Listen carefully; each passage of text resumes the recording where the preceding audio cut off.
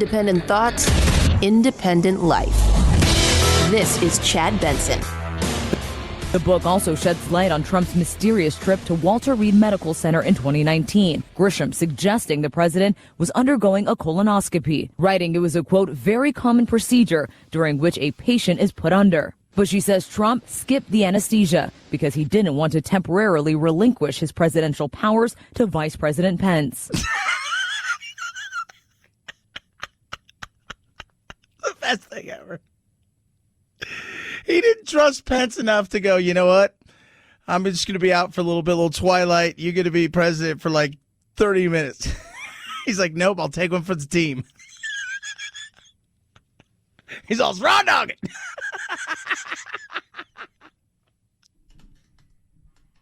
If you're Mike Pence and you hear that, now I don't know if any of this stuff's true. Any of these books are. I mean, true. But the thought process of him going, I'm fine. That guy's an idiot. He's such an idiot. I can't even get to a place where I could be under for 10 minutes getting a colonoscopy because he's going to screw stuff up. That's insane. Oh, goodness me. I love it when we start a fun day. That is just hearing that. I mean, I don't know if it's true or not, but God, that is just hilarious. Hey, I got to go get a colonoscopy. Normally, I'd let you be the manager of Del Taco. But you're such an idiot, and you're the assistant manager, that I'm just going to not relinquish the power. Oh, my goodness me. What a great day, right? Yesterday, interesting stuff. I'd love to start out with a little bit of laughter. Look, when it comes to the books, we've said it all along here in the beautiful Chad Benson Show. Over and over again, what have we said? We have said everybody makes a killing off this guy. Hey, when's the last time anybody heard of Jim Acosta? Right? Honestly. When? Oh, yeah, that's you don't. No, you don't hear anything about Jim Acosta. You hear nothing about the guy anymore. Why? Because there's nobody there, right? Ducey now is the big foil for Jen Psaki. And even yesterday, he stood up for her when they started getting a little crazy on the old Fox and Friends. And he kind of like, hey, guys, settle down. I mean, she's kind of doing her gig. This is what it is. He asked tough questions, which you're supposed to do. And they go back and forth. Never like Jim Acosta. But Trump is still an industry. He is. He's still an industry. Take away the chaos of his presidency at times and all this stuff. The chaos of the real world / Real Housewives / big world, little people / Survivor / all the. Trump was a reality show. And because of that, there was opportunity. I mean, people would work there for a month, and they're like, yeah, I got a 6-figure advance. What'd you see? I don't know. It's like she got offered the opportunity to come on the show. I'm like, I just, because I don't believe 99% of that crap. And some of it may be true, but when you get to a point where you find out that so much of the crap was never true, and so much of it was kind of true, that it was like hyperbole, and they just, oh God, it just, you step back and you're like, ugh. But I did find that to be hilarious. What wasn't hilarious? So our military leaders were sitting there yesterday having to answer questions about, I don't know, how bad Afghanistan was. Also, essentially calling out the president without calling out the president, if you will. My assessment was back in the fall of 20, and it remained consistent throughout, that we should keep a steady state of 2,500, and it could bounce up to 3,500, maybe something like that. Did you ever present that assessment personally to President Biden? I don't discuss exactly what my conversations are with the sitting president in the Oval Office, but I can tell you what my personal opinion was, and I'm always candid. That contradicts what President Biden told George Stephanopoulos just over a month ago. So no one told, your military advisors did not tell you, no, we should just keep 2,500 troops. It's been a stable situation for the last several years. We can do that. We can continue to do that. No one said that to me that I can recall. Yeah. And then when, yesterday it was, oh, well, we'd had to keep 10,000 or 20,000. The reality is, first of all, keeping 2,500 troops would have probably been more than enough If we had a reason, again, it's got to be a reason. What was the reason for being in Afghanistan at this point in time? That is a fair question to ask if we're not going to have any kind of real answer other than we don't want the Taliban to take over and allow these groups to set up all kinds of essentially hubs to work out of so they can terrorize the region and potential globally. If that was the reason, you could have sold that to the people. And 2,500 troops doesn't mean there wouldn't be more. Private contractors have done the bidding for countries all there. That's what they're called now. It used to be called mercenaries. But they're not fighting anything. They're more peacekeeping, but they're private contractors. Many of them, if not all of them exclusively, are former military guys who leave and they start making big bucks because the Pentagon and everybody else is writing them fat checks. It could have been done. But don't tell me you didn't know that, it's like, well, nobody ever said. Everybody, people, pundits, people like me, just a fun guy, just having a laugh, could have seen that what was going to happen. And I'm not saying Trump would have done a better job. Let's be real. I mean, the Taliban didn't, outside of not attacking our people, they did nothing they said they were going to do. And you knew they weren't going to do anything that they didn't want to do. You knew that. Trump made a deal with them that wasn't worth what, was written. It was just never going to, none of that stuff was going to happen. But you couldn't tell me that Miley and everybody else, you were unaware of all that stuff. You couldn't tell me that. You absolutely were. And for Biden right now, the reality is things don't look great. In just a month, the ABC News Ipsos poll shows president approval rating eroding in a number of areas. Just under 60% say Mr. Biden is doing well with the pandemic. Only 33% approve of how he's handling the U.S. border, and just a bit more, 38% approve of his plans to handle gun violence. Even approval of his signature infrastructure bill now only has 55% support. Yeah, think about that with infrastructure. Only 55% of people look at the entire thing with infrastructure. And part of the reason is because you're seeing the Democrats fight over all of this stuff, and they're willing to sink the bill if they don't get what they want. And I'm talking about the progressives, the people that look at infrastructure and say to themselves, hey, guess what? Here's the infrastructure that we like, right? Roads, bridges, buildings, reinforcement, working on our power grids, et cetera, et cetera. On the other side of stuff, the human infrastructure bill that they're willing to sink if they don't get what they want, people aren't thrilled by that because they're looking and saying $3.5 trillion. Last year, we spent a gobs and gobs of money because we were in a situation that in my lifetime we had never been in. They want to ratchet stuff up and spend a ridiculous amount. So they're willing to essentially tank this if they don't get what they want. So your inflation is up. We're going to talk about that in a minute. You've got a situation right now where your infrastructure bill is in limbo potentially. The debt ceiling's not too far away. 33% is the support on the border. 33. That's the funny. Well, they got 33%. What you're not saying is it gets 67% disapproval because even people on the left are like, we just can't allow this to happen, right? Like this seems to be ridiculous. Afghanistan was an unmitigated disaster. And then, of course, COVID and the battle that seems to be going on that never ends.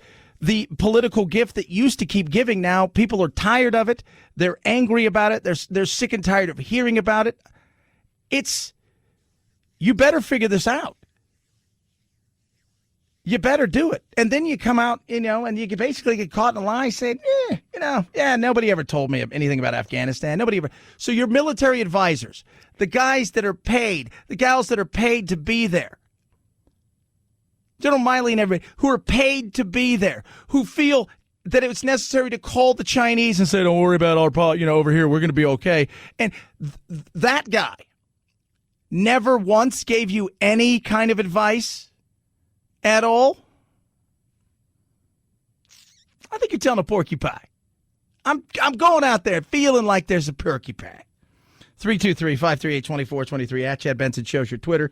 Tweet at us, text the program. Love hearing from all of you. Coming up, guys, I'm going to let you guys know this. Coming up, could a certain dog be right? It's crazy. Possibility is real. It's interesting. We shall discuss that. A lot of other stuff. Bill Cosby's, I guess, spokesperson / manager / confidant has spoken out about the R. Kelly thing. When you hear this, you're just like, really? Really? 323-538-2423 at Chad Benson Show is your Twitter. Tweet, text the program. Rough Greens makes any pet food better. I love it. Go home every single night. Simba dog Doodle. Doodle's the first one that greets me. Now, he used to not greet me because it got to the point where he couldn't really move around because his hips were so bad with his arthritis and all this stuff.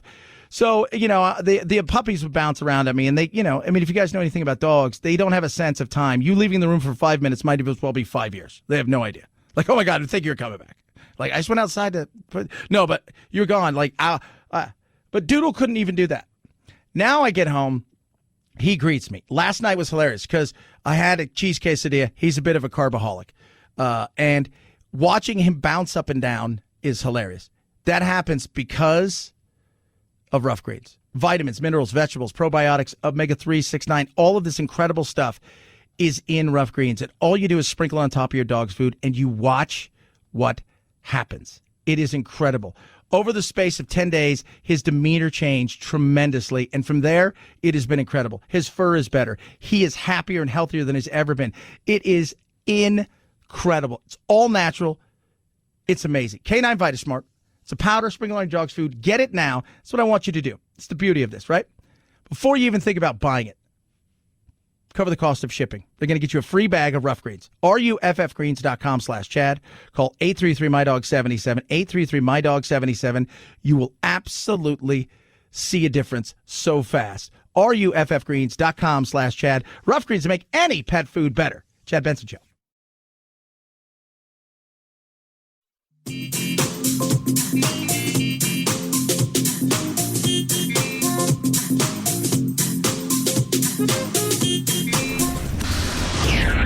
I usually don't get into politics. As an ordinary suburban housewife, I feel a little disrespected. I teach my children not to name call.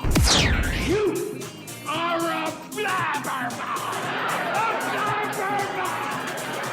Come on, man. Guys, can we please keep the chatter to a minimum?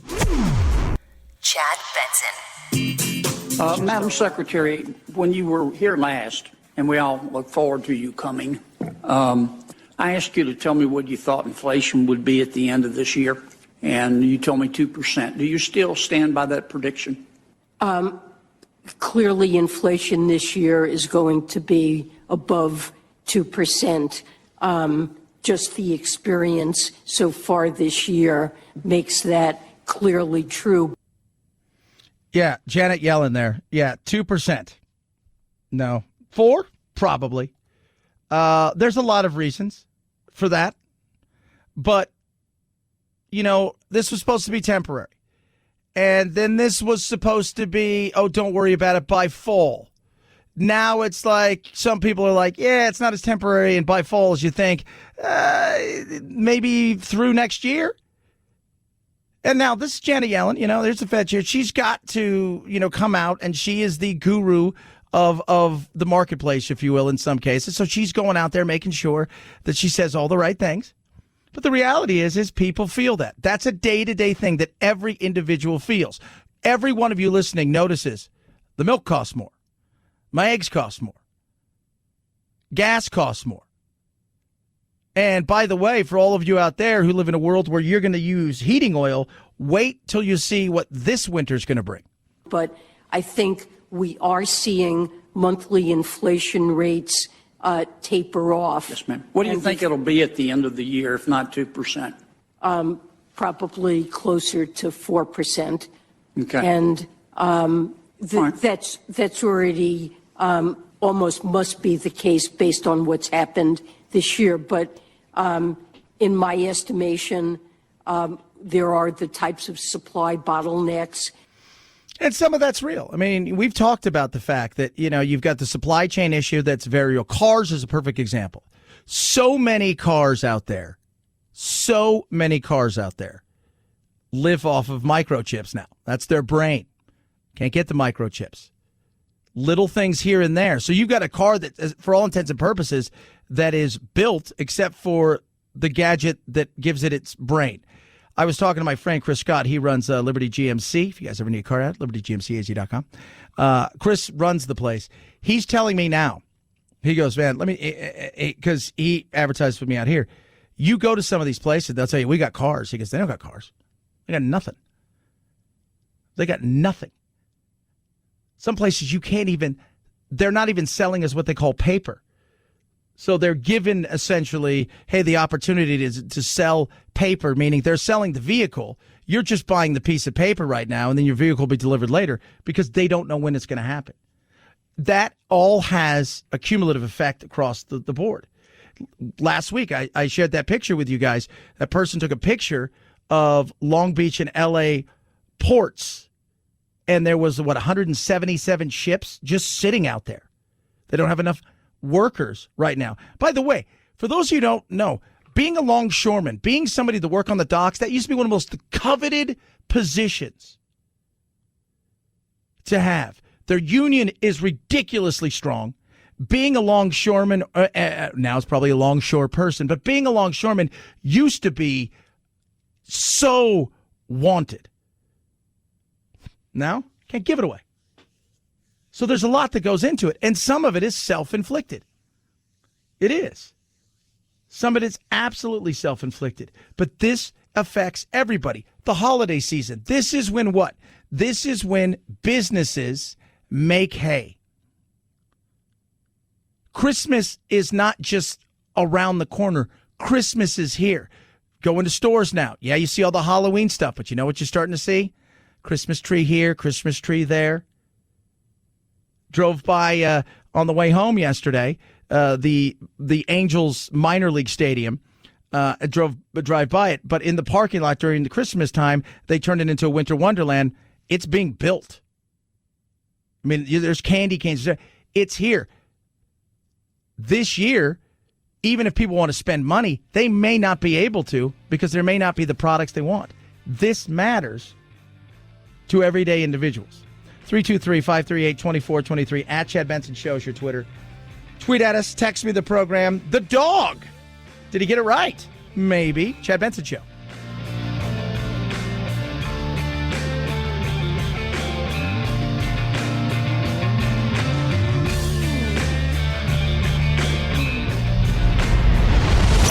The Chad Benson Show.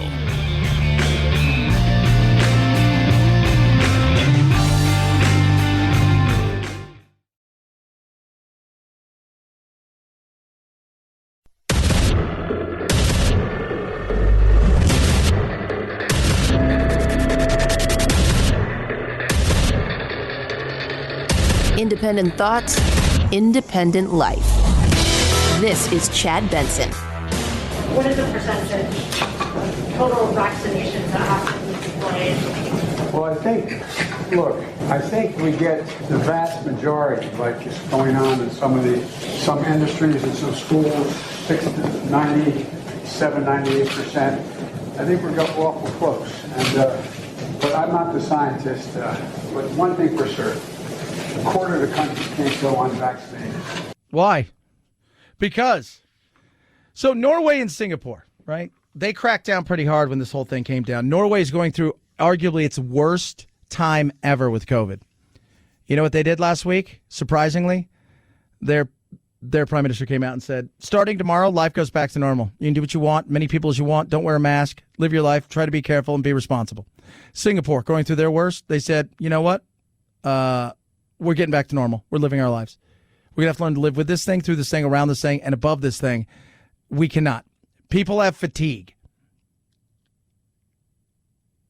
The issue for so many people in the COVID world is they're wondering why other people who believe like they do, right, who believe this thing is, evil and is going to kill everybody in the world, their frustration levels through the roof because those people no longer are paying attention. They're living their life. When you start to lose the room, that's an old saying in sports, right? When you're a coach and they've heard all the speeches, they have heard all the stuff that you've said over and over again. They've seen the plays 1,000 times. It's not fresh or new. The perspective is the exact same. And at one time it worked. Now it doesn't. You've lost the room. People are no longer paying attention. They're no longer paying attention. Because all they hear is mandates. Now we want 97, 98%. Remember when it was like, if we get to 70%, I think it's going to be okay. Now it's 97%. It's not going anywhere. The question that nobody's asking in a real way, or at least getting the answers from, what about natural immunity? And the second thing is, do you think the nation is going to go through this every single year, going out and getting 1 and 2 shots? And that's not happening. That 70% you think you're going to get is going to fall down to 62% next time. Because people are going to be like, you know what, I got 1 shot, I don't need it, I'll be fine. I got the next one, I had it last year. That's going to continue, and it's going to end up like the flu. How many people get the flu shot? It's not everybody. I'll tell you that right now. I've never had a flu shot. I've never had a flu shot. I got both of these, and I am all about, I got 0 problems. Zero problems with this. Go get a shot. If you talk to your doctor and your doctor says, absolutely, it's safe, and you feel safe, no problems, because it will protect you, especially people out there that are potentially in a situation where you're vulnerable because of comorbidities, right? Because you've had you've got diabetes, you've had an organ transplant, whatever it is that has put you in that situation. Yeah, you're old. Absolutely. But you always talk to your doctor. Absolutely.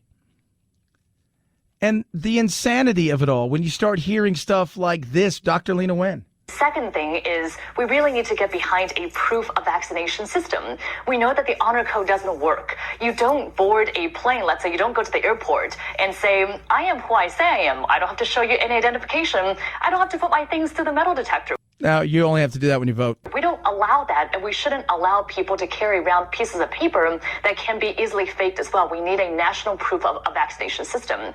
Wow. There you go. The insanity of listen. Well, we need an act. No, we don't. We don't have that for anything else, right? And by the way, the things that we do have it for, that stuff was good, right? When you were a kid and you took that little piece of, the little paper to school, it used to look like a savings book of your shots. It used to be, that seemed to be okay. Oh, now they can fake it. And that's scary. That is scary right there. You want a national proof of vaccination. Telling you, people push back. People are going to continue to push back, and they should be pushing back. I am vaccinated, and I've had the damn thing. Supposedly, this is like the best thing to be, if you will. You know what? No. Somebody's, if somebody says to me, show me your proof of vaccination, it's right here. There you go. How about double vaccination? Right there. No. What? Why? Well, Chad, it's because, no, I told you I am, and you don't believe me. Well, I can't trust people. This is what we've become. It's the vaccinated versus the unvaccinated. And so many people look at the unvaccinated, right, and say, you guys are evil and you guys are bad and all of those things. You think that's helping? You think that's going to be a helper when you hear, oh, we need a proof of vaccination? We need that? We get the CDC director, Rochelle Walensky. What we do know right now from the Delta variant is for people who have had 2 doses of the vaccine, they still need to wear their masks in the rare case that they might be a breakthrough infection. We absolutely are having studies that are starting now so that we can assess if after your booster shot, if you were to get a breakthrough infection, whether you can still transmit. Our hope is no, and we'll absolutely be doing those studies. Once we have those studies, I do hope that with disease transmission coming down, community transmission coming down, we will one day be able to get rid of those masks. One day? Oh, for the love of sweet Jiminy Cricket. By the way, they asked her about trick-or-treating. This is spectacular. Talk about somebody who just missed it. Should kids go trick-or-treating on Halloween? Is it safe? Oh, gosh, I certainly... Today, by the way, just to let you guys know, is the 29th. So we're essentially about 32 days away from Halloween. Should kids go trick-or-treating? I trick-or-treated the blank out of it last year with my kids. The blank out of it. Because fortunate for me, I live in a state that's not insane. And I live in a county where our sheriff is Mark Lamb. And if you guys don't know about him, he was on Live PD for a while. He's basically, think of Trace Atkins. Yeah. Hey, do I have to wear a mask? Nope. That's him. So should we trick or treat? Should we? I hope so. If you're able to be outdoors, absolutely. Where else would you trick or treat? Well, indoors. Totally. So you're going to go from what, table to table in your house? Are you going inside people's homes? Well, if you're able to be outdoors. Well, Chad, what about some of the places where maybe the weather's turning and stuff like that? Come on. The majority of the people in the country are going to be outdoors trick-or-treating. And the people that aren't are going to a fair or going to some sort of something inside a Halloween party. But come on. Limit crowds. I wouldn't necessarily go to a crowded Halloween party, but I think that we should be able to let our kids go trick-or-treating in small groups, and I hope that we can do that this year. My God. This is where we are. Be prepared, people. That's why. You question, why are we not living our lives? Well, you people could still get it. They can. They can still get the flu. People can still get a lot of things. But at some point in time, we don't allow it to rule our life. This thing has ruled our life for 18 months. And it's ruled whose life? It's ruled the government's life that's come down to you. When people say we can't get back to normal, yes, we can. The government just goes, get on with your life, be careful. Well, then stuff could happen. Stuff can happen. But at what point do you say we've had enough? And the vaccine mandates and the insanity, like you have a private business and you want that, zero problems with that. That's your business. That's your business. But when you start getting it from the top down and they're like, oh, yeah, we should totally mandate this. Do you see people are getting this thing because they're afraid of losing their job? They're not getting it because they think it's worth a damn thing. Poll that came out yesterday said getting a third shot, the booster shot, shows that this thing doesn't work, which is making people already vaccine hesitant say, well, why should I get something that doesn't work? 323-538-2423. At Chad Benson Show is your Twitter. Tweet at us. Text the program. Love hearing from every single one of you. So, Gabby Petito. She was murdered. Her boyfriend, Brian Laundrie, or I don't know if it's the boyfriend or like it was a boyfriend, but at the same time it was her fiance, whatever it is, they're no longer together and nobody can find him. So Dog the Bounty Hunter shows up at the house over the weekend, right? So shows up at the house over the weekend and knocks on the door and essentially says, do you have information on your kid? And if you guys don't know who Dog the Bounty Hunter is, he is, if you were to go to Central Casting and all right, give me somebody who's lived on the edge of society, has been ridden hard and put away wet, has leather for skin, the worst blonde-haired mullet you've ever seen. And by that I mean long in the back because the party never ends. And give me something Elvis-y, bleach blonde. We'd also like him only to wear leather, and that includes mostly no shirt with a leather vest, bad Oakley blades. And they're like, we have a guy for you. Really? What's his name? Dog. Boom. So, everybody, including myself, is like, no way that this guy's got, but this is what he does for a living. And sometimes you fight a monster with a monster kind of thing, if you will. And Dog has been one of those guys before, and not murder, but so he goes over there. And, they're going to call the cops on him, the Laundrie family. Lo and behold, news comes out yesterday. maybe dog does have some stuff because people are calling his little tip line because it's dog. And a lot of times people who are, how should we say this, maybe also live on the edge of society, feel more comfortable probably talking to him than they do law enforcement. But was there a camping trip that maybe happened 75 miles away from where they were looking? A Freedom of Information Act request shows Brian Laundrie's mother, Roberta, checked into a waterfront campsite in Pinellas County, Florida on September 6th and checked out on September 8th. That is before Gabby Petito was reported missing, but after Brian Laundrie returned home alone without his fiancée. We're now hearing from the Laundrie family attorney who says Brian and his father were with Roberta on that camping trip and that they all left the campground together. But the people that work there say, no, 3 people came and 2 left. There's 5 little keys there, little islands, and it's much more hospitable than where they were looking. But this was left out. And the reality is he might have told his family, and they might have come up with something. You don't know. But they left this out, and what's the fact that the dog brought it up was hilarious. And the other side of it is they've stopped searching in most places. It's going to be, he'll be picked up somewhere is kind of the attitude in some ways they have, because there are so many people that are missing in this country. Up to 17,000 people currently are missing in the United States. Most of them are men. Think about that. So with all the technology, at some point they figure they're going to run across him, but they're not going to be actively searching, and spending hours and hours looking at every single place. But they're going to look at his family a little bit tougher. Wouldn't it be hilarious if dog caught him? 323-538-2423. At Chad Benson Show is your Twitter. Tweet at us, text the program. GetRoman.com/Chad. Boom, right there. Right now, talk to a U.S. licensed healthcare professional. So here's the thing with Roman, right? You want to do it from your home, confident. You're talking to a U.S. licensed healthcare professional. You feel comfortable because you're going to talk to somebody about ED, but you're going to do it from the comfort of your home. That is, I think that makes people feel great. It's straightforward. It's convenient. It's discreet. It is awesome. It really is, because you don't have to worry about going somewhere. And if they say, hey, we got the best treatment for you, it ships to you free with 2-day shipping. So this is what I want you to do.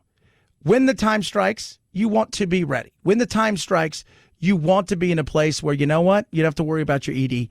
It's handled. That's where Roman comes in. GetRoman.com/Chad. Go there today if prescribed, right? So think about this. So you're going to go there, and if you're prescribed this, they're going to take care of you in a simple and easy way, all from your home. Okay, it's all from your home, and you got to love that. It's $15. Boom. That's a win. Oh, no way. Yeah, I'm taking care of you guys. Right? Because I want you guys to be taken care of.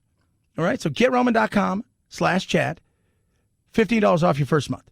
GetRoman.com/Chad. Go there now. $15 off your first month.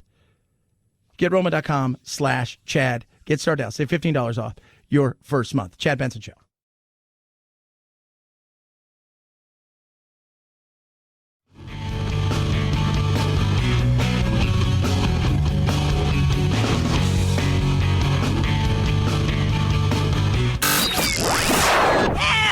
I can't take it anymore! Well, get over it. It's time to forge a new path with your very own political cartographer, Chad. I wish to be entertained. And Bridgerton is what entertains the most Netflix subscribers. The soapy British drama, the most watched show on the streaming service, according to new data presented by Netflix co-CEO Ted Sarandos at Vox's Media Code Conference. With 625 million hours of Bridgerton watched, Money Heist is close behind in second, season 3 of Stranger Things in third. As for movies, the Sandra Bullock thriller Bird Box, still the most watched Netflix film, followed by Extraction and Martin Scorsese's The Irishman. Now, I have never seen Bridgerton, but I hear it's basically a period piece that is a little bit raunchy. Hello there, how are you? I'm well. And you? I like your fluffy shirt. Thank you. Ah. Took me 12 hours to get dressed today. But the chambermaids did it. That's supposed to be what it's like. I've never seen. I saw Bird Box. I enjoyed it. Thought it was good. Extraction, though, was one of the best action movies I've ever seen. It's a Chris Hemsworth movie. 2 days ago, they released a teaser trailer because it was so good that they're doing another one. And that is going to be cool. But the show right now I think it's called Squid Games, everybody's saying is going to be the number one show for Netflix. And it's a trip. It is a trip. If you've not seen this, it's a weird dystopian. It's a Korean show. And it's Survivor, but a game show.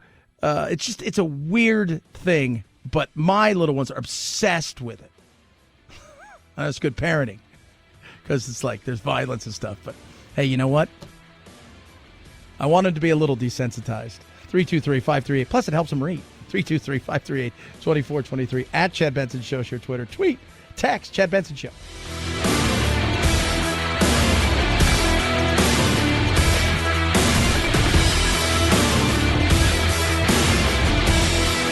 This is the Chad Benson Show.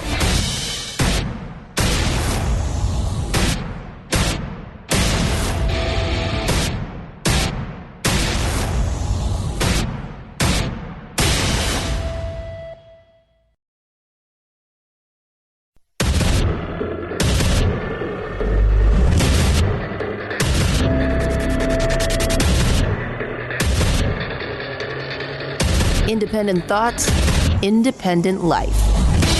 This is Chad Benson. A culture of cynicism and mistrust can grow. You start seeing more division and increasingly bitter conflict. A politics that feeds anger and resentment towards those who aren't like us and starts turning away from democratic principles in favor of tribalism and might makes right. But the good news is we can reverse these trends. I don't believe it's inevitable that we succumb to paralysis or mutual hatred or abandon democracy in favor of systems that reserve power and privilege for the few. Still gives a damn good speech. I don't care what anybody says. Yeah, we're tribal. Never more so has that been heard and seen. But people say, well, we've never been this bad. I want to remind everybody, there was a time in our history where we looked at each other and neighbor fought neighbor, brother fought brother, father fought children. We splintered. We've always been loud. The difference is we've given voice to everybody now who wants a voice. Everything. When I was a kid growing up, I could count on the number, I can count on two hands how many times you actually watched a president's speech or a politician's speech or something like that where it was in the eye of the people. And the reality in my day, right? My day. So I'm 50. The first time that it became a pop culture thing was the Lewinsky, that scandal. Yeah, there were other scandals and there were other things. And, Kennedy was very much a pop culture icon and all that kind of stuff. And there was Camelot and all that. But where it became a show, a circus. That's all it is now. That is all it is. Most people couldn't tell you the Speaker of the House was 25, 30 years ago. Now she can't shut up. Right? Because microphones are there. Mitch McConnell is watching a turtle watch paint dry. And there's a microphone in his face 24/7. And you're just like, oh my God, does it ever end? So we've been as tribal for a very long time.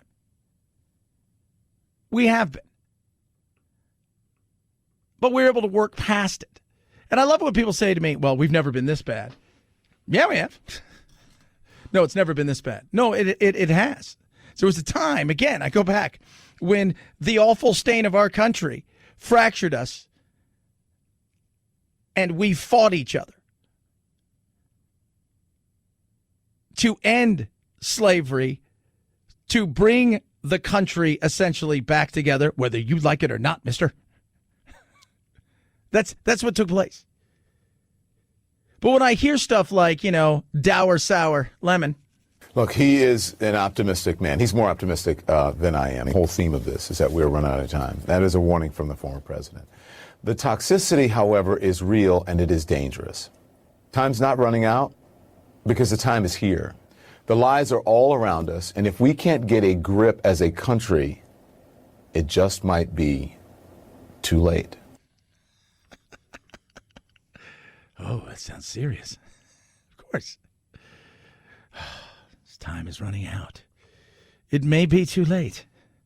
There may be nothing we could do to stop this. It may already be too late. Oh, my God, that is awful. But that's so Washington, right? That's so East Coast. I will tell you this.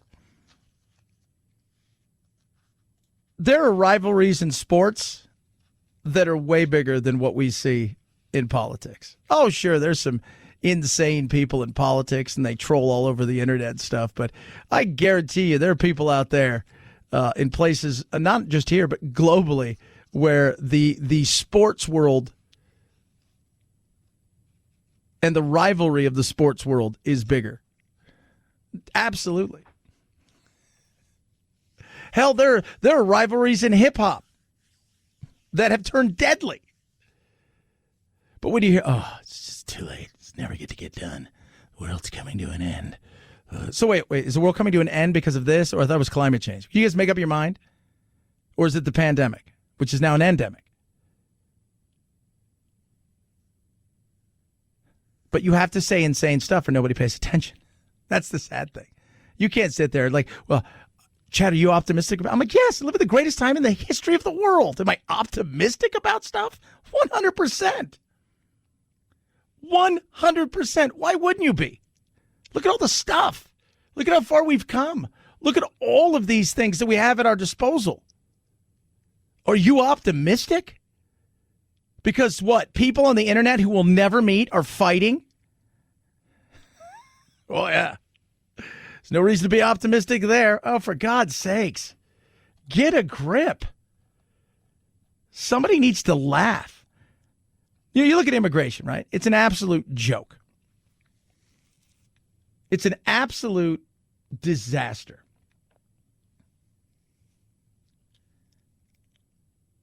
Do you think people like this guy here, right? His name's Stevenson. He's Haitian. Do you think he's given a rat's ass about whether or not we're arguing over January 6th or coronavirus? Should we wear 4 masks instead of 3 masks or any of those things? No. Now, one of the migrants we talked to was named Stevenson. He is from Haiti. He says there's no turning back, and he has a message for President Biden. Listen. I would like a set of message for Biden because Haiti more difficult. Will you go back to Haiti? No, never. No. Never. And there's anger towards the Biden administration for sending a mixed message. You see migrants here still wearing those same Biden let us in t-shirts. Many feel betrayed because they thought Biden was inviting them to come, but now see their fellow countrymen being deported.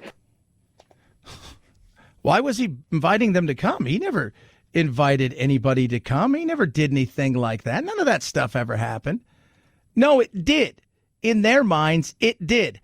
They heard something and they decided we're going to do this because look what this guy said. Within 100 days, I'm going to send to the United States Congress a pathway to citizenship for over 11 million undocumented people. Oh, my goodness. Of course they heard that. Of course they did. But do you think that guy really, he's like, oh, man, I wonder what's going on in Twitter. So I tell these kids around here run around with, the Twitter And they're like, oh, my God, look, Twitter, you're never going to solve any arguments on Twitter. Nothing is ever going to be solved there. You're never, ever, ever going to see too many good things come out of it, if ever, right? Like, and I think it was Colin Cowherd says, I've never seen anybody ever get a job off Twitter, but I'm sure they'll see people get fired. Yeah. But the only way you get noticed anymore is if you scream the loudest and say stuff that's insane. The world's coming to an end. Can't be stopped. Nobody can ever stop it. It's here. It's never going anywhere. You guys can't stop it now. The tsunami of hate. And how many of you out there are living in hate right now? Honestly, probably none of you. Right? There's a few of you that are angry. Mostly older, mostly sit around all day and watch TV and read a bunch of crap, and you get caught up in stuff, and you think that everybody else is that, and then you go to the grocery store and people are just trying to figure out what they're going to have for dinner tonight. And it's not that people don't care. It's just people who live in their lives. Oh, my God. This can't be stopped. I don't know if you guys are aware of this. This can't be stopped. None of this can be stopped. You guys think it can be stopped? Can't be stopped. Never can be stopped. Ever. Ever. Ever. 323-538-2423 at Chad Benson Show is your Twitter. Tweet at us, text the program. The debt limit. Oh, goodness. Who's excited about that? You should be. They're still talking about the debt limit. We're going to get into it a little bit later, but just know this. This is the way the debt limit works. I explained this to you guys yesterday. This is not new debt. This is old debt. We've got to raise the debt limit. Why do we have to raise the debt limit? Because we promised more, so we're going to have to borrow money against that promise of stuff like Social Security checks, paying the military, paying military retirees, et cetera, et cetera. So we got to do that. It's not new spending. You don't need everybody to be involved in the new spending the way you need this. So the Republicans and them are going to sit down. They're going to negotiate this, and there's going to be give and take. Democrats are facing a string of critical deadlines on Capitol Hill, and it could be make or break for President Biden's agenda. The House is scheduled to vote on that bipartisan infrastructure package for roads and bridges in the House. The president has now canceled his trip to Chicago today to focus on the negotiations. Yeah. The focus on the negotiations. He's going to go and focus on it because he needs a lot of things. He's facing a debt limit and a potential default, which won't happen. A shutdown, infrastructure bill. He's got a nightmare going on at the border right now that is really watching everything in his world when it comes to polls, and they pay attention. It's eroding. The ABC News Ipsos poll showing Americans' approval of President Biden on infrastructure has dropped about 10 points with Republicans and independents, and popularity in his own party is eroding, with between 60 to 69% approving of how he handled Afghanistan, gun violence, and the border. But there's a huge partisan split when it comes to immigration. More than 80% of Democrats say migrants should be allowed to stay while they await a hearing. More than 70% of Republicans want them deported. Yeah. But overall, it's insane. It's slipping. He's seeing this eroding, if you will. So he's got to get some stuff done. And he's not canceling anything if he's got to face, unless he knows this is real. Because if he goes and the debt limit isn't raised, which it will be, because that's America and that's our rating. And we're not going to do that. The second thing, he also knows that he's got to get infrastructure done, but he's facing within his own party massive pushback from the moderate Democrats, who what I like to call the sane ones, are saying, yeah, this is way too much.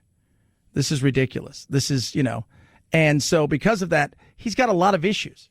And then you've got immigration. So there's plenty of problems that he has. So he's stepping back and having to try to figure out how to get Nancy Pelosi and them to get this thing across the finish line. I don't know if he will. But when you hear polls like that, this is what I tell people. Normally in a off-year election or a midterm, not a lot of people come out and vote, except for the people really hardcore.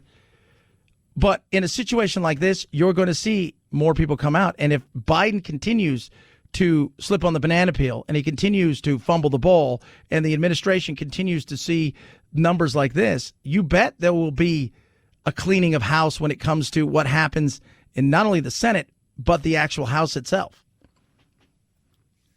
So the Republicans are going to do what Republicans do. Now, if they can stay away from the QAnon and the insanity, I think they'll have a better chance. 323-538-2423 at Chad Benson Show's your Twitter. Tweet at us. Text the program. Raycon, best earbuds around. Love my Raycons. Wear them all the time. Probably go hit some golf balls later. If not, I'll go for a nice long walk. And I will tell you, my Raycons are great. I have them with me. I can't even remember the last time I plugged them in. So he comes in this beautiful charging case, right? You just charge it up. That case gives you 4 full charges for your earbuds. You take them out. There's no stems. There's no wires. I was hitting golf balls yesterday. The guy next to me, every time he swung, put one back in, push it back in, push it back in. I just laughed because it's kind of a one-size-fits-all. Not with these. You're going to get 6 soft gel tips. That way you can find the absolute perfect noise isolating fit for you. Better sound quality, better design, the best earbuds around at a price that won't break the bank. Raycon, Raycon, Raycon. BuyRaycon.com/Chad saves you 15%. They start under $70. BuyRaycon.com/Chad. BuyRaycon.com/Chad. Chad Benson Show.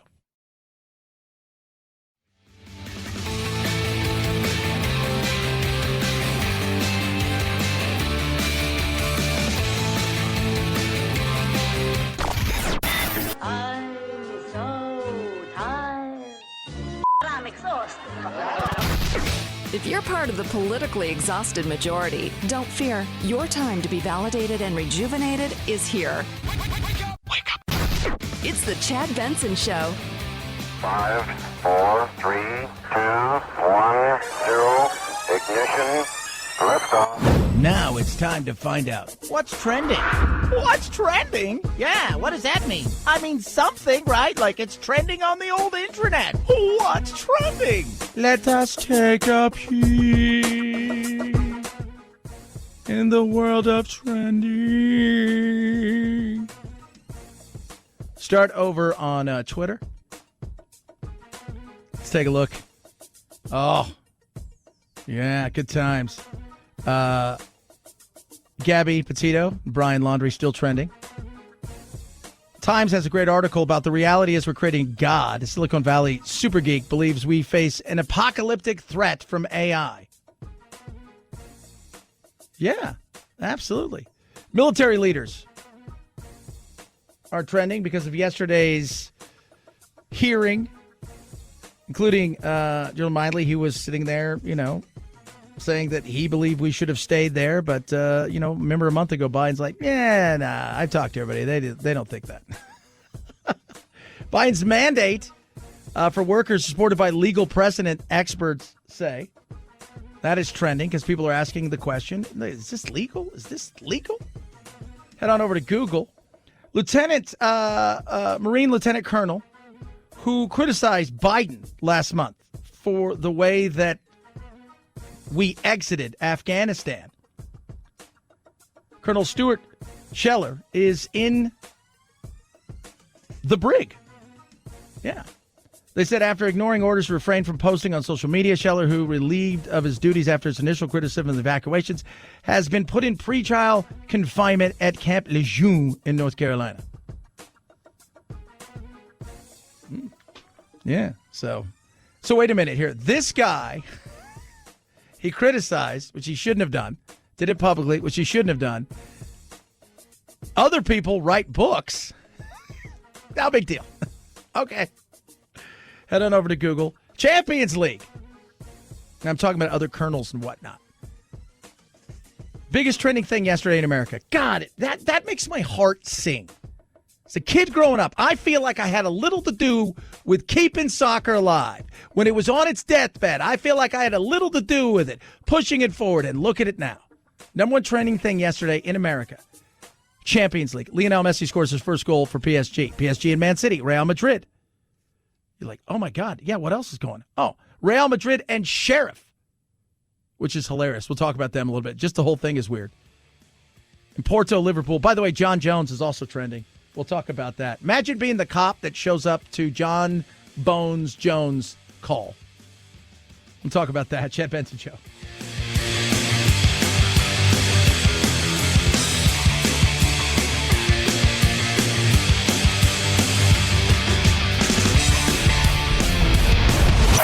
The Chad Benson Show.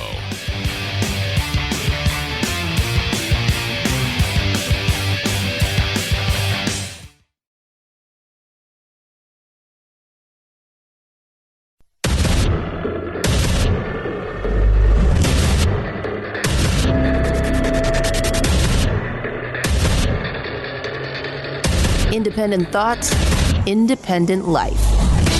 This is Chad Benson. Second thing is we really need to get behind a proof of vaccination system. We know that the honor code doesn't work. You don't board a plane, let's say you don't go to the airport and say, I am who I say I am. I don't have to show you any identification. I don't have to put my things through the metal detector. We don't allow that, and we shouldn't allow people to carry around pieces of paper that can be easily faked as well. We need a national proof of a vaccination system. No, we don't. I don't what wait. Why do I have to show you proof of vaccination? Right? But I don't have to show you proof of ID when it comes to voting. And I say that with a little tongue in cheek, but it is kind of hilarious, right? It's like, now, that's Dr. Lena Wynn. Where are the people going? That's racism. That's racism, because people of color can't get proof of vaccination. Chad, you're just being a jerk face. Yeah. Speaking of vaccines, YouTube has made an announcement that they will be banning prominent anti-vaccine activists and blocking all anti-vaccine content.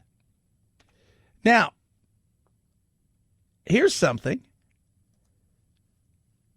Are you doing that for everything or only for this? Because there's a lot of people out there that came to prominence in the world of being anti-vaxxers. Remember, anti-vaxxers 15 months ago were people that were like, well, my kid's got autism and it's because they got the smallpox vaccine or whatever they thought it was. So are you getting all of it, or is it only this? That's a fair question. Right? Like, are you going to go take all Jenny McCarthy stuff down? I don't know if she was on YouTube, but I'm assuming it's somewhere. Are you taking down stuff? Who gets to be the arbiter of truth? Well, they do. It's their company. And if it's something that goes against what they think is the wokish right thing. But what are we doing again? What are we doing? We are protecting people, and we don't need to be. We don't. We do not need to be protecting. Well, you got to understand that if it's, No, I don't. I don't have to understand anything. If you want to read something or listen to someone who has some crazy idea or whatever it is out there that they believe, then you're like, oh my God, if I take this and I take it every, at 4 of these, I'll turn into a shrimp. Why? Why do you have to take that down? Because it's giving people if people are buying to that misinformation, if they're already buying into that misinformation, them watching somebody that they believe is telling the truth isn't going to change their mind. You taking away isn't going to change their mind. And remember the red herring. Was it 2 summers ago? Quietly, they got rid of what? They got rid of flat earthers. They got rid of the flat earth world. They got rid of those people that were flat earthers because it hurt who? I'm curious. Who did it hurt? Were they telling the truth? Right? Were they telling the truth and then somebody walked off the end of the earth? We're protecting people from what? And you want to know what feeds a conspiracy? Things like this. The more that you say, don't look here. My daughter does. So my little daughter, Charlie, she's 3. And this is what I'll get from her. Dad, what? I need a paper towel. Why? Don't look. Don't look. Get her a paper towel. Dad, I need another paper towel. Don't look. Don't look. So you telling me not to look makes me think, well, something's going on. Right? And then you go over there and you're like, She did this the other day, and then like mom's coming home in a minute, and she's like, Dad, I need help. It's like, it's crazy. But when I hear stuff like YouTube's taking this down, well, they get to be the arbiters of truth. So, and how many times have we seen this where these companies randomly shut somebody down for something? And look, I'm not saying there's not crazy people out there, but shouldn't you be able to be the one as a consumer of insane products to decide that person's crazy, I don't buy it, or maybe you do? And I go back to, why are we trying to protect everybody? Because somebody who's going to look at something and see a meme and all of a sudden you're like, you know what? I was going to totally get the vaccine. I talked to my doctor.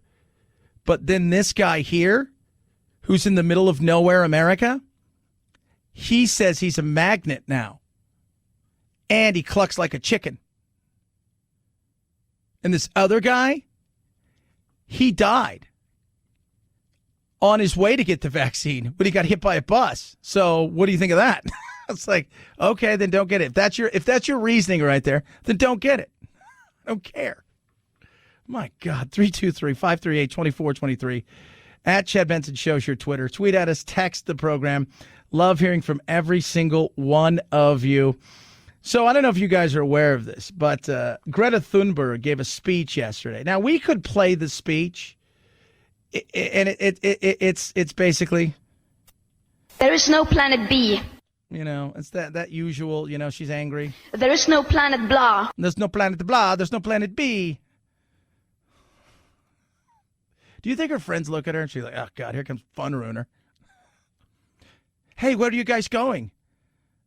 We're going to go watch a movie. I wouldn't watch a movie. It's all the carbon footprint. Yeah, we don't care. You're a Fun Ruiner. Nobody wants to hang out with you. Nobody wants to go to your party.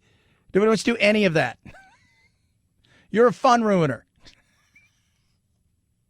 So we could play her speech in entirety because it's good that the world's listening to her. And by the way, kudos to her. I think it's awesome. But I do think, you know, as a kid, you should enjoy yourself every once in a while. It's okay. It's a lot to take on saving the world. It is a lot to take on. It's a lot to take on the heaps of praise from the media and the left-leaning intelligentsia who are throwing everything on you, knowing full well that people will, you know, you'll be their servant until you're no longer of use to them. But we could play that in its entirety. But we've decided if we're going to do it, we've got to have a done right. My buddy Pablo did it right. There is no planet B. There is no planet blah. Blah, blah, blah. Blah, blah, blah. This is not about some expensive, politically correct green act of bunny hugging or blah, blah, blah. Build back better, blah, blah, blah. Green economy, blah, blah, blah. Blah, blah, blah. Blah, blah, blah, blah, blah, blah, blah.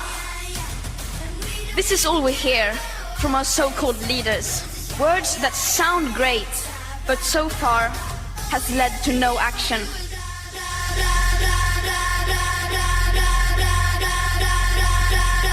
Our hopes and dreams drown in their empty words and promises. Blah, blah, blah. Yeah. So she gave a speech to the world, basically said blah, blah, blah. You had all that time to come up with a speech, and that's what she gave. She's very impassioned about it. I like that. Look, at 18, I was impassioned about playing soccer, and that's it, right? We had fun playing soccer. That was my dream. That was my impassion, and I didn't know that I was going to ruin her childhood. But apparently I did, along with all of you. Take care of the planet? Absolutely. No problems with that. Zero problems. We should be taking care of the planet. We have pilfered this thing at times. We also have 7.5 billion people on the planet, and that's growing. On top of that, we got used to stuff like electricity, running water, things of that nature. We got to do better. But, man, I tell you what, you're sitting there and you're listening to her just look at you. And when she hit Biden with the build back better, build back, how dare you ruin my life? Again, I do not know you. I do not know you. Climate change. So the world's coming to an end because we're fractured and it's too tribal. World's coming to the end because of climate change. There's a lot going on. There is. And the average person, you're listening to this, you're having a laugh, you're going to go home, you're excited, football season's here. You're looking at somebody tweeted at me today, and I'll give you my picks tomorrow because people have been asking me, dude, your picks were pretty good last week, and the week before did okay, and against the spread you were really good. I'm like, well, what do you want, straight up winners, or you want against the spread? I'm just letting you guys know I will throw some stuff out there for you because that's the kind of person I am. I'm not charging you anything. You get your first 5 picks for free. But if you call this number right now, I'm going to give you my trifecta. 323-538-2423. At Chad Benson Show is your Twitter. Tweet at us. With YouTube doing what it's doing, a lot of people out there are, well, they're worried.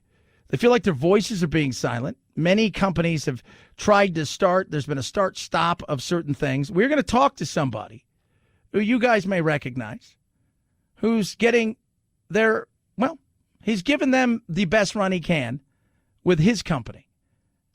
And it's going to be very interesting to talk to him about what he's got up and running that could rival Twitter and others. We'll do that straight ahead. Chad Benson Show.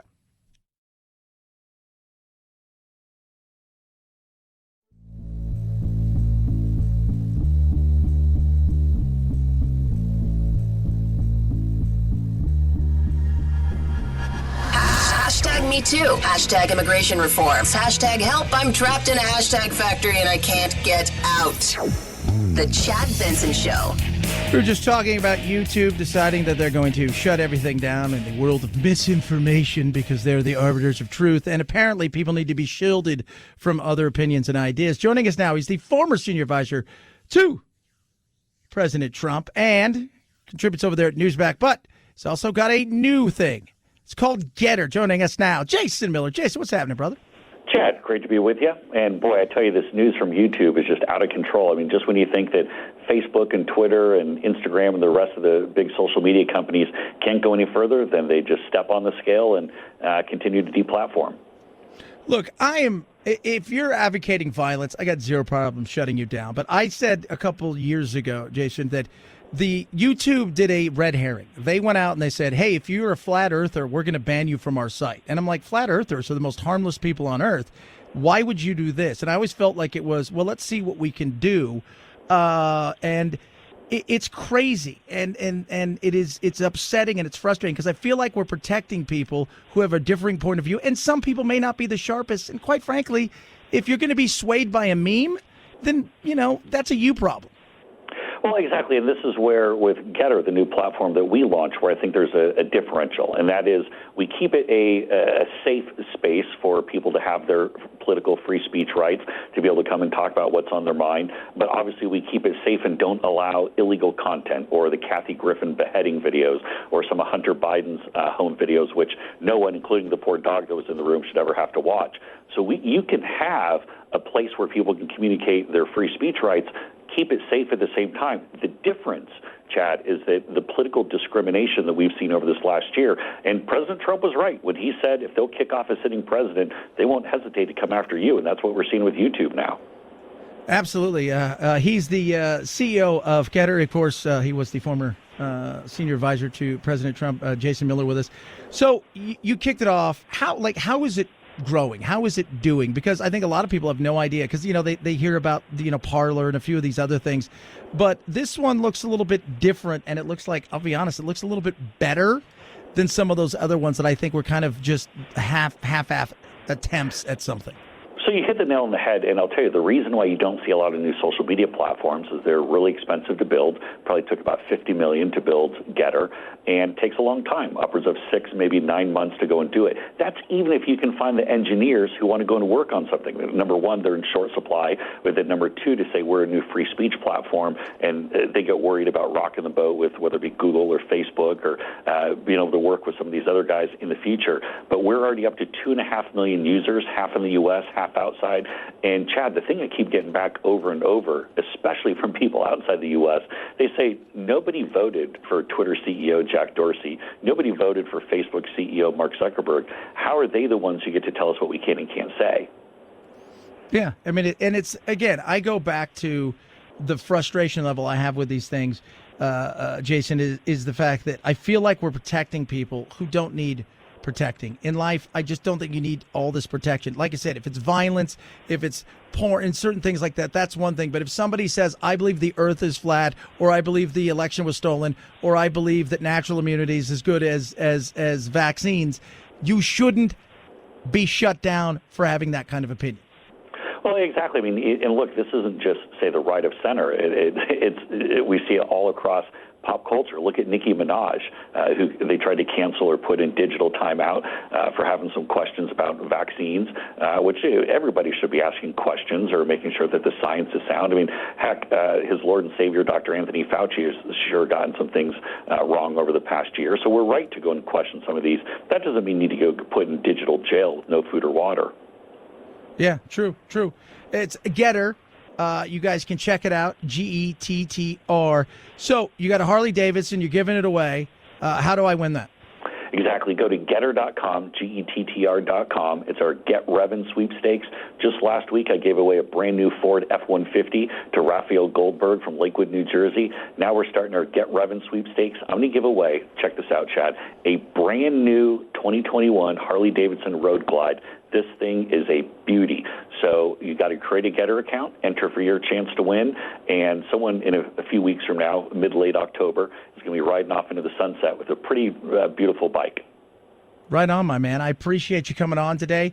GETTR. Go to Getter.com. You can sign up for that. Check out it. Like I said, I think the platform itself, it feels just like it's better put together. It feels like it's less of insanity as far as the anger that some people have and more of a situation where you can have some free thought. And I hope you keep it that way, because too often I think, like with Parler and a bunch of other stuff, it ended up getting too many in nut jobs. And I think you understand what that's all about. I don't think people want that. They want to have a free flow of ideas. In fact, I'll tell you, some of the cool people that we've added, Enes Kanter, the center for the Boston Celtics, Jorge Masvidal, Chael Sonnen from the UFC, Gina Carano from The Mandalorian, Naomi Wolf, the feminist author who wrote the Al Gore book, is on the platform. And that's, of course, in addition to Dinesh D'Souza, Mark Levin, Sean Hannity. So you get everybody on this platform across the spectrum. You get a lot of fun. I joined, so you better follow me on Getter. So, Chad Benson Show. Just letting you know, Jason. I'll do it right now. All right. I appreciate you coming on, and I hope to talk to you again. GETTR, Getter.com. Go there. Jason Miller, thanks so much for joining us today. Thanks, Chad. At Chad Benson Show, Twitter, CHATBENSON. Go to Getter. By the way, I'm looking on there. There's a lot of people on there that I'm like, wow, I'm surprised. I mean, obviously, like Dinesh D'Souza and some other people. But look, I'm all for the free flow of ideas, and I think we need more of that. I think we need less censoring, and we need just more free-flowing ideas where people aren't afraid to say something and get canceled, even if some of it's insane. Chad Benson Show.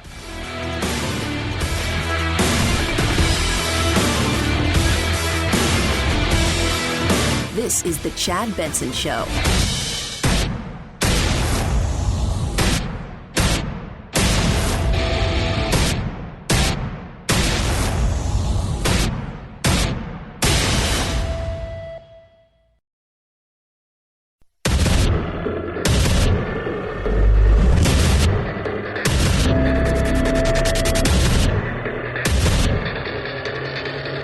Independent thoughts, independent life.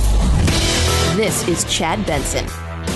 What is the percentage of total vaccinations that have to be deployed? Well, I think we get the vast majority, like is going on in some industries and some schools, 97, 98%. I think we're awful close. But I'm not the scientist. But one thing for certain. A quarter of the country can't go unvaccinated. So let's go over this again. Okay. That's President Biden right there. And I want everybody to go over this. All right. So just let's go over this. Originally, it was like, I hope we can get to whatever it was. We can get to 65, 70%. Then it was going to be, oh, I hope we can get to 70 to 80%. And then it was like, oh, now it's 97%. 97% is where you're going? 97?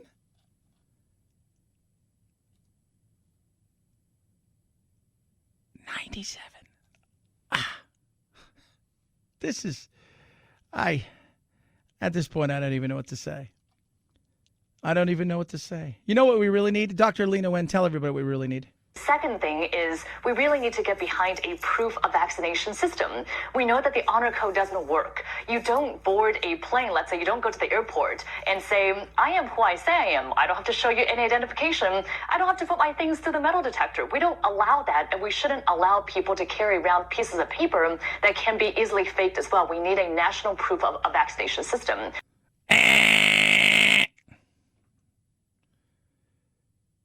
For what? Just out of curiosity. Well, for this deadly disease. First of all, it's a virus, okay? When you think of a disease, we don't really, I don't think of this as a disease. Not saying it's, look, you guys know me. You hear my show. I'm not insane. I got vaccinated or whatever. It's a shot. It's not a vaccine, right? It is. That's what it is, right? It's a shot. So, that being said, this is a no-go. This is a virus. It is endemic, not pandemic. You're asking people, and in many cases, it feels like forcing people and companies to get vaccinated, people who feel uncomfortable. Right? People who feel like, you know what? I'm not quite sure. Yesterday, we talked a bit about the NBA because the NBA has a problem. And that problem is growing, which is simply this. Some people may not want to get vaccinated. Some people feel uncomfortable about being vaccinated. Now you've got situations where, some players may not be able to play their home games. May have to do with where they sit on the team plane, the team bus, team dinners, team meetings, in the locker room. They're expected to face more testing. But in New York, Philadelphia, in Oakland, places like that, there may be situations where these players won't be able to play. Yesterday, one of the New Jersey Devils hockey players isn't vaccinated. Apparently that may affect them. Doesn't feel that he needs to be. LeBron James came out, right? It's LeBron James. What happened? Did LeBron get it done? It's funny, though, how people are pissed about certain things. Kyrie Irving, who, by the way, is a flat earther, for those you guys don't know, he came out and he did his media day from a Zoom, which in any other normal year, you would have thought, well, that's kind of normal Kyrie Irving, because he's kind of that guy. This is the guy last year wouldn't take his hat off for the team picture. You should Photoshop it out. So, again, he's a bit of an odd bird. And anything that I do off the floor is predicated to my family, for the majority. I mean, for 99.9% of that. So, it's about the health and safety of my family. And that's what it came down to. Me being available to my teammates on the floor is me taking care of my body. Do you mind me asking if you're confirming that you did get the vaccine? It's not a big deal. Not a big deal. But he don't want to say because he feels like it's none of your business. Well, it is my business. No, it's the business maybe between him and the team. It's not your business, but you can kind of get from it that, if you're a betting person and you hear him saying me being available for my team, then I think when it comes down for me, I can speak about myself. I think everyone has their own choice to do what they feel is right for themselves and their family, things of that nature. I know that I was very skeptical about it all, but after doing my research and things of that nature, I felt like it was best suited for not only me, but for my family and for my friends. And, and that's why I decided to do it. So, yeah. And he's done it. He's got it. That's fine. But I love what he says here. But you think that the issue is important enough for someone with your stature to speak out on? But as far as, I You guys should know me. Anything that I talk about, I don't talk about other people and what they should do. I speak for me and for my family, and that's what it's about. We're talking about individuals' bodies. We're not talking about something that's, political or racism or police brutality and things of that nature. We're talking about people's bodies and well-beings. So I don't feel like, for me personally, that I should get involved in what other people should do for their bodies and their livelihoods. But some people think that you should be able to.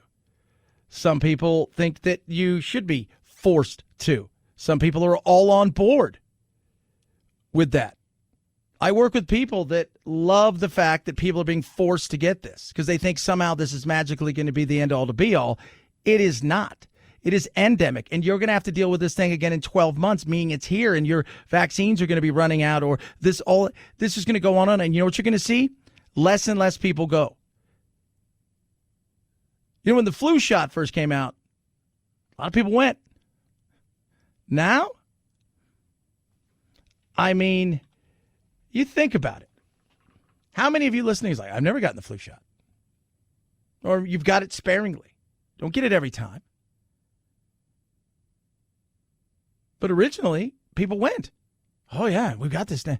But then slowly over time, it went away. And we're putting in mandates that, as we know, government will not want to get some of those things up. They've got a certain amount of control, and seeing that companies and places will be willing to bend, well, they'll just take. Yeah, I was happy to hear it. Just the fact that he responded to the pressure to do the research. Anybody who does the research will find that the vaccines are safe and they're effective. He is a parent.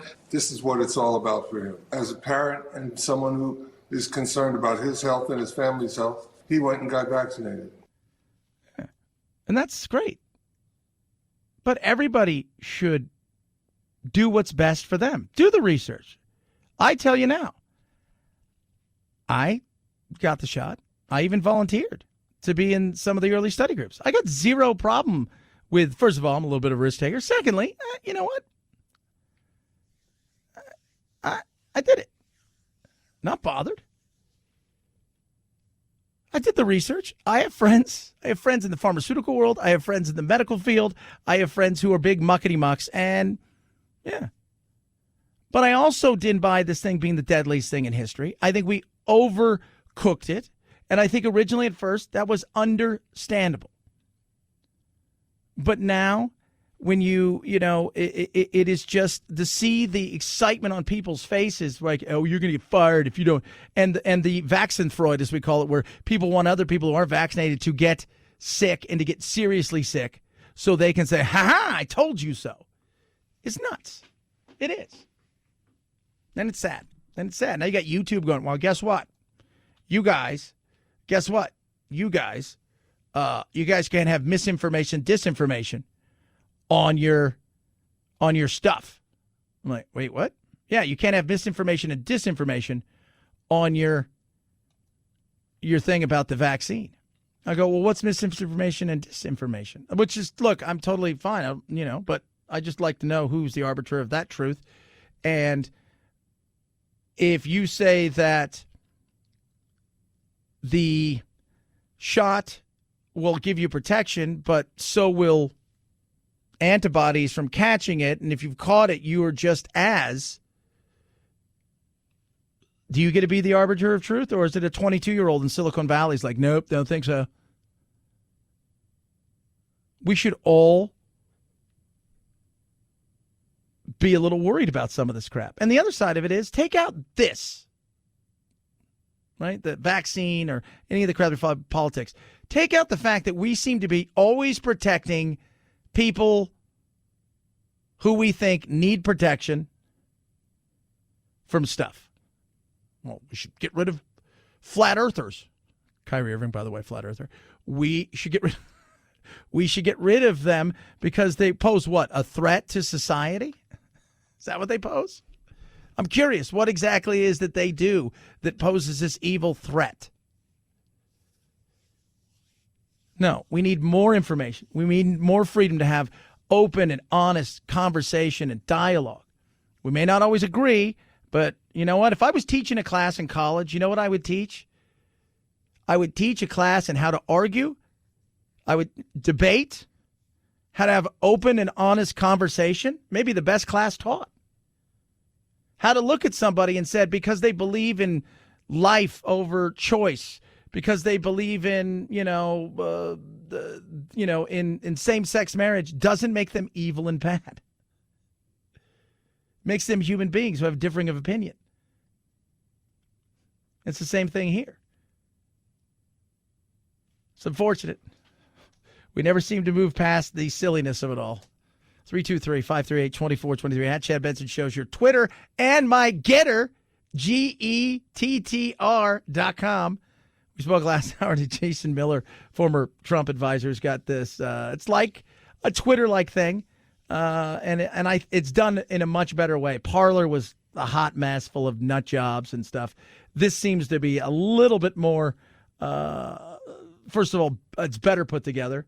So, but you can check it out at Chad Benson Show, 323-538-2423. You can tweet and text at me as well. MyPillow has the My Slippers. So I've got my My Slippers here, and I have a pair at home. The moccasin style, just the regular old slipper style. It's got amazing, like this incredible faux fur, right? The suede leather outside, but it's got an incredible 3 patented. So it's got the patented fill, right, that they did. The usual fill that you get with the MyPillow. But on top of that, they've got this incredible gel made out of soybeans and this other fill that is amazing, gives you this incredible just walk that is amazing. And I love my slippers. I gave a pair to my friend the other day, and she's like, all I do is wear them now. So she is our legal analyst here, and she came in, and I had an extra pair that was, and she goes, I'd like to try those. I gave her a pair, and she's like, these things are awesome. You will love the My Slippers. They have deep discounts on everything, but get your My Slipper now. 50% off. Go to MyPillow.com, click on the radio listener square, enter promo code Benson. It's MyPillow.com, promo code Benson, or call 800-983-4975, 800-983-4975, 50% off there. Check out all the deep discounts on everything from the Giza Dream Bed Sheets to the MyPillow mattress topper and everything in between. MyPillow.com, promo code Benson. Chad Benson Show.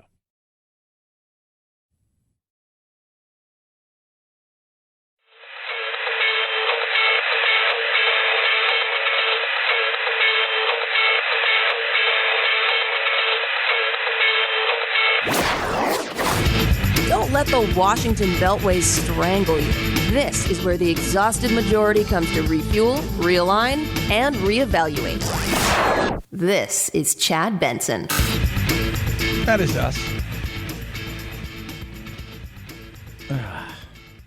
It's gorgeous today, relaxing. It's the best time in history. I'm telling you guys that. It's the best time in history. We see all the insanity that's out there, the people fight and screaming and yelling, and I just can't buy into it. I can't. It's like people say, well, people around here ask me, it's like, don't you get worried that, I said, look, there are crazies have been around forever and a day. Can we just say that? But it's so awesome. Even the vaccine's a perfect example. I keep telling everybody, you guys are missing the point with the vaccine. You shouldn't be, fighting over the fact that the vaccine got here and is it safe or isn't it safe. I believe it to be safe, and I think it's very effective. And I tell people, talk to your doctor because that's what you should do. And if they believe that you should get it, then go ahead and get it. And if not, you live your own life and do what's best for you, whatever. What we should be pissed about is why did it take them several months? And granted, they cracked it very early. It wasn't a very hard thing to crack comparatively. But what it did show is, man, when government gets out of your way, stuff gets done. That's where you should be angry. I remember at the beginning of this when they first said, okay, we cracked it and we think we got this. And I was talking to a doctor who was here cutting some spots. And he specializes in basically fixing fractured spines and spines that are, a hot mess. And, so he's not like, so what you tell me he's not a podiatrist? I'm telling you, he's pretty sharp on the ball. And he goes, I've been saying for years, if the government wasn't involved, and yes, we need some regulation, but if there was a tenth of the regulation that there is now, how far could we go and what could we do? I think it would be huge. And we need a certain sense of regulation. But the funny thing is we went and we got regulation. And then we got laws. And then we got lawyers. And we got more regulation. And then more protections. And we got more things. And now we're at the point, it's like on top of regulations from the state and the feds and all this stuff. It's nuts. It is. 323-538-2423 at Chad Benson Show's your Twitter. Tweet at us. Text the program. I love hearing from every single one of you. It is Woke Wednesday. We've not done any wokeness. We're going to do a little wokeness. We're going to do a little bit of wokeness because cancel culture is alive and well, people. I want to tell you that. And now they're canceling somebody for something that he said on a radio program in 2006. I'm going to go back and say this. 2006. Now you have to go because you said something about somebody in 2006 on a radio program where people go and they get comfortable and they say wild stuff. Or they let their hair down, if you will, and say some things that in public they wouldn't say, but they give you an honest opinion. We will discuss that. It's your Woke Wednesday. Chad Benson Show.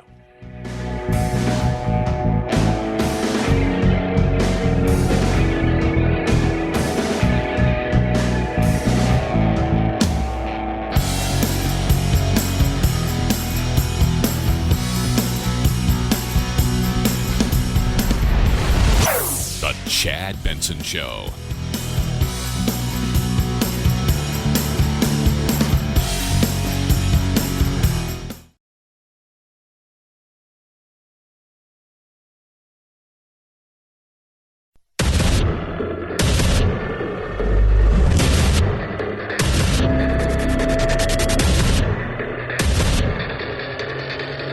Independent thoughts, independent life.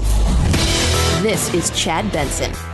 Los Angeles and Oakland have already done it. Now add San Diego to the list of large school districts that will mandate students who are eligible age-wise get the vaccine, as well as staff members. It was a unanimous decision by San Diego's school board Vice President Sharon Whitehurst Payne. We believe in the science. We believe in the process, and that we are serious about this, that we want to protect children. Opponents rallied against the mandate. Sharon McKeeman, founder of Let Them Breathe, insists the fight is not over yet. We're going to be moving forward with legal action. Alex Stone, ABC News. I got to be honest, my son's in the San Diego district, and I'm not quite sure how I feel about this. Now, he is not yet eligible because he's only 11.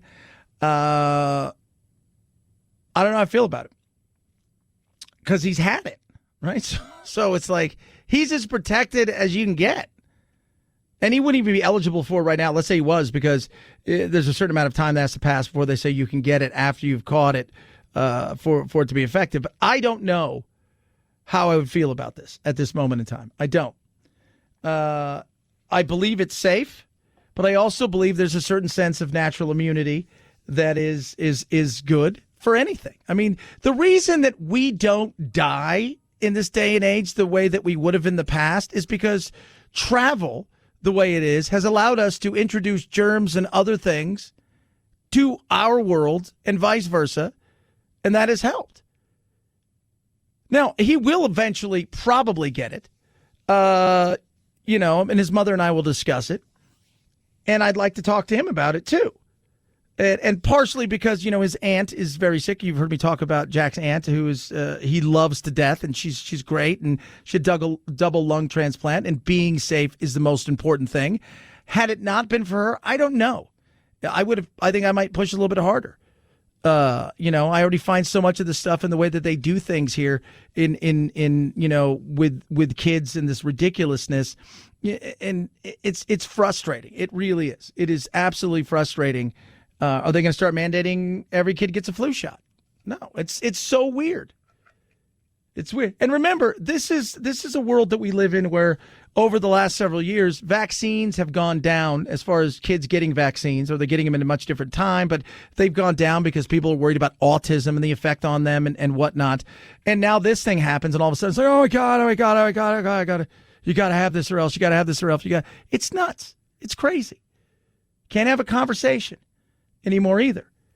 And it becomes a world that's you better or else. And that, by the way, let me tell you how that works. How many of you work well under You Better or Else? And there's a difference between you've done 90 things wrong and they're giving you your 91st chance, or feeling like somebody's coming down on you. Man. Will it ever end? Yes. When people say, well, if people don't get vaccinated, it can never end. Yes, it can. We just live our lives. Norway and Singapore going through their worst time when it comes to coronavirus. Both of them. And Norway, by the way, this week said, people are exhausted. They don't want to do this anymore. We're going to allow you to live your lives. Try to be careful, but this is no way to survive. We've decided it's going to be here and we're going to live our lives. By the way, if you go look at Sweden, I saw an article the other day. Did Sweden get it right in the end? Sweden always said, and they readily admitted, hey, we screwed up in protecting the older people. We screwed up. But at the end of the day, we believe everybody's going to kind of end up in the same place, and that everybody's fighting an uphill battle of trying to control and stop something that may not be able to be controlled and stopped in the way that people think, at least not right now. Norway finally got to the point where they're like, we can't live in our houses anymore. We can't stop being around human beings. We need to live. So their prime minister came out and said, get on with your lives. Starting tomorrow, live your life. Starting tomorrow, no mask. Get together with as many people as possible, all of that stuff. And for a lot of people, that shocked people because they were going through the worst time. But they also realized at some point the exhaustion had gotten to the people, and it was so unproductive that it was making, well, even a country extremely unhappy. And I think you're seeing more and more of that because I think more and more people, even people that believe in the vaccines as the most important thing, they've got exhaustion. I'm exhausted talking about this crap. I really am. Right now, this is about freedom. It's about having conversations. It's about saying, you know what? I believe in the vaccine, but I don't believe in mandates. Last night, the Virginia governor's debate took place. Glenn Youngkin. Do you like Glenn Youngkin, Phil? No. How do you feel about it? No. Up against not Christy McAuliffe, which would be weird. Talked about the vaccines. And I think he kind of has the same sense I do, and I think a lot of people do. A quick follow-up to you, Mr. Youngkin. You believe getting vaccinated for measles, mumps, or rubella is a personal choice for Virginians? Data associated with those vaccines is something that we should absolutely understand the difference between this vaccine. We have a moment here to help people understand the real information in this vaccine. So you would keep those vaccines mandatory? So that we could, vaccines mandatory, but not COVID? Those vaccines can be mandatory. I do believe the COVID vaccine is one that everyone should get, but we shouldn't mandate it. Yeah, and part like the flu shot. We don't mandate the flu shot, right? People get out of choice. This is the same thing. This is absolutely, and people say it's not the same. No, it is the same thing. It is 100% the same thing. It's not going anywhere. You're not going to get people, by the way, and if you go and look at the way that things have the flu vaccine. So I think everybody thinks everybody gets the flu vaccine. So 2019-2020 season, overall, 51.8% of people got the flu shot. Whites, 54.8. Black non-Hispanics, 45. Hispanics, 46. Other non-Hispanics, 51. 51. Are we going to mandate that now? Are we? Well, it's different. No, I mean, obviously the flu has been known to be deadly in the past. But something that's endemic is, and if you go and look at the years, there's years where that's well below 50%. There were years when it was way up there. And then they had a real bad hiccup with the way that they did, because, Jonas Salk and them, they when they put this thing together way back in the day in the 40s, it wasn't perfect. Not everybody got it. And then there was a really bad issue with some of the way that they did things with egg, and that killed some people. And, of course, people freaked out. And then all of a sudden, but a lot of people took it. And then slowly but surely, after a while, kind of became comfortable, and less people take it. And the same people that went out and rushed to get this, they weren't rushing to get the vaccine because I think many of them thought they were going to die, because I think they realized they were going to be fooled by the interwebs insanity and the media's insanity. Nobody trusts the media. Hell, people trust Congress more than they trust the media. Think about that. but people wanted to get back into their lives. If you're not allowing people, or you're trying to clamp down on people getting back to their lives, but then you're mandating something that they already took in many cases, not getting back to that, you think what's this going to be in a year? Are you going to keep this always? Is there levels where you don't have to do these things? I see the mandates, but I never see, oh, by the way, if it falls below this, we don't need to worry about that. No. 323-538-2423 at Chad Benson Show is your Twitter. Tweet at us. You can also go check out Chad Benson Show Getter, Gettr. It's kind of interesting. So we had Jason Miller on earlier, and I said, oh, yeah, let's try this. Let's see what he's got over here. It looks pretty interesting. Obviously, it's a little bit more right-leaning. But there are some other people on here that I'm looking at. I'm like, well, that person's not right-leaning. That person's not. And they're having vigorous online actual conversations with one another. But you can go check it out. It's very interesting. Cancel culture. Is it real? Is it not real? Well, it depends, right? If you're trying to cancel somebody, you don't think it's real. If you're the one being canceled, well, I think you have a question. But we've talked about this on numerous occasions. Should there be a moratorium of, like a statute of limitations? So if you commit certain crimes, there's a statute of limitations. If you stole a car in 1953, chances are you're not going to be arrested for it. The statute of limitations is gone. We've seen it with some of the crimes when it comes to even Harvey Weinstein and stuff. Now they're changing some of those laws. But should we do the same thing? Case in point, John Cena, 2006, on with Howard Stern. Here's the weird thing about Chris, and I've known Chris for a long time. Okay. He actually came out of the closet after he was fired. Right. He wasn't any good. He was not a good wrestler? No, he was hired by WCW initially for like a demon persona he called Mortis, which was pretty entertaining. He had the whole mask and everything. He came to us with his WCW persona of Chris Kanyon. It was just a guy in tights. Right. And with Vince, you do have to have a certain technical bravado. You got to be able to wrestle, but at the same time, it's WWE. You got to be able to entertain the people. Right. Chris just wasn't any good. So, Chris just wasn't any good. Right. And he came out afterwards. People were looking at, because did he say something? Did John Cena say something bad about this guy? Did he say something bad about this guy? So, again, Chris Kanyon. Now, he had issues mentally as well. He ended up eventually, he committed suicide. But it's when you listen to people talk, they're like, well, we got to get rid of him. And it only takes one or two people. And I tell this about the world of the interwebs, is you'll go and see that somebody wants somebody canceled, right? Like, we want to get rid of this person. You go and it's like, this person has 8 followers. This person has 10 followers. The media's picked some of this stuff up because they feel it's the right wokey thing to do. And then they kind of run with it. But the reality is it's 20 people who've got a combined no followers. Yet they're able to be the flea that wags the tail that wags the dog. This is Chris Kanyon.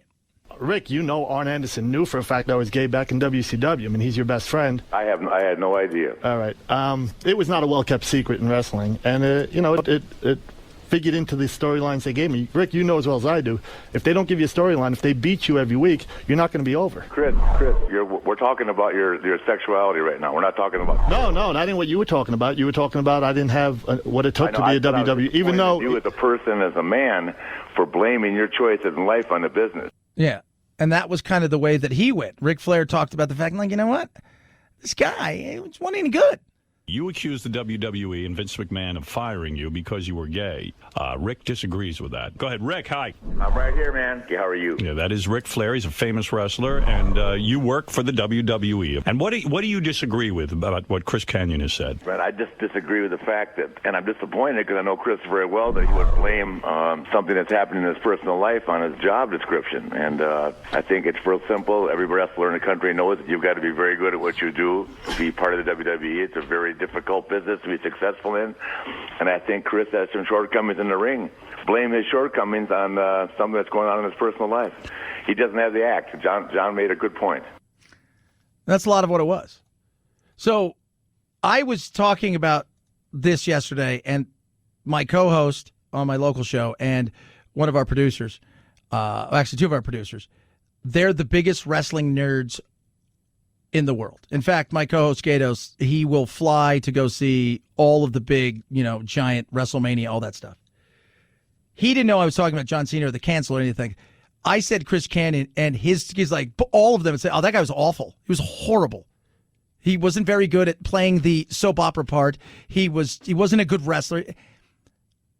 But it shows you how quick it only takes one person to start it. This guy committed suicide years later, and people are blaming it on, like 4 years later, like John Cena had something to do with it.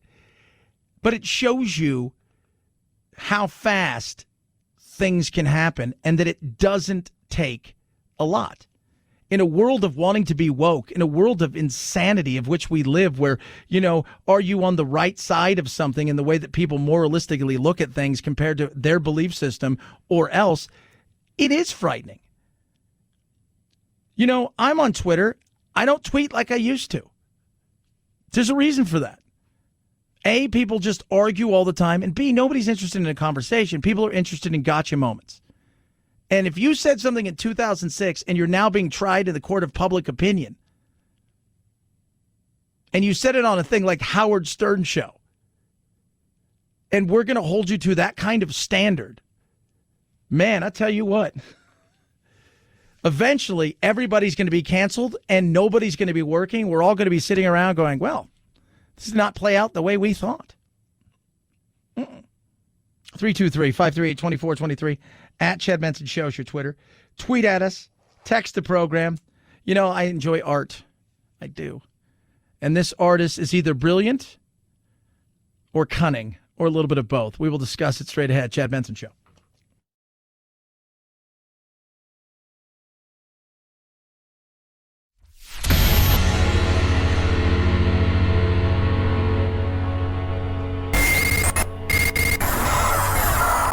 No fake outrage here, just the real thing.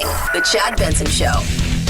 A lot of big requests on the table going into today's hearing. One is a request by Britney Spears' legal team to have her father, Jamie, removed as conservator of her estate, the guy in charge of her finances and business affairs. There's also his request to have the whole conservatorship terminated, something that Britney wants but hasn't officially asked for yet. It's unlikely the judge will rule definitively either way. However, progress could be made towards getting Britney out from under the control of others, which is something she says she desperately wants.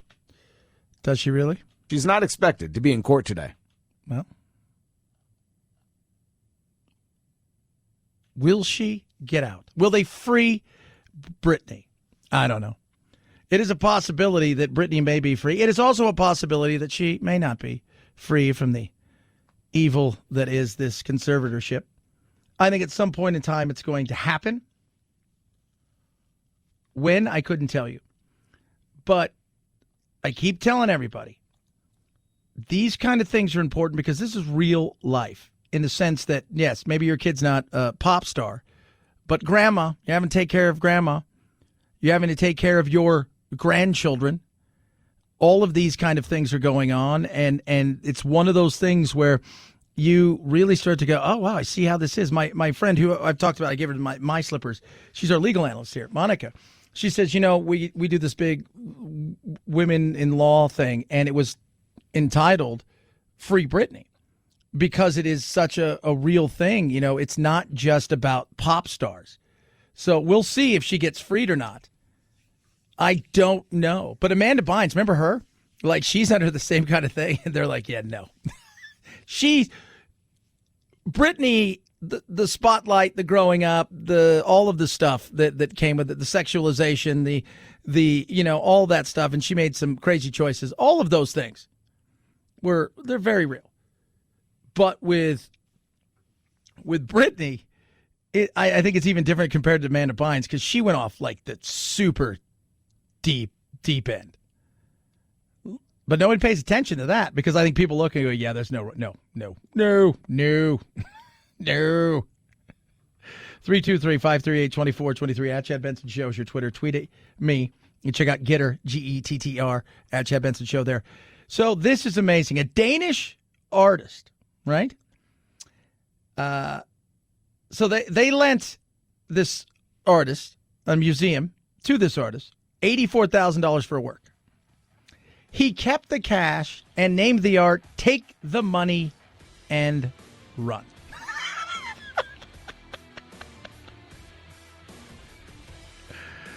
Oh, my goodness me.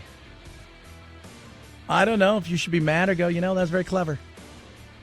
Art is subjective, and at least from my point of view, he hit the mark on that.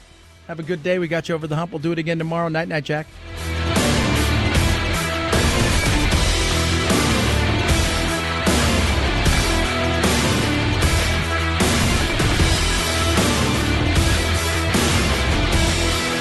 This is The Chad Benson Show.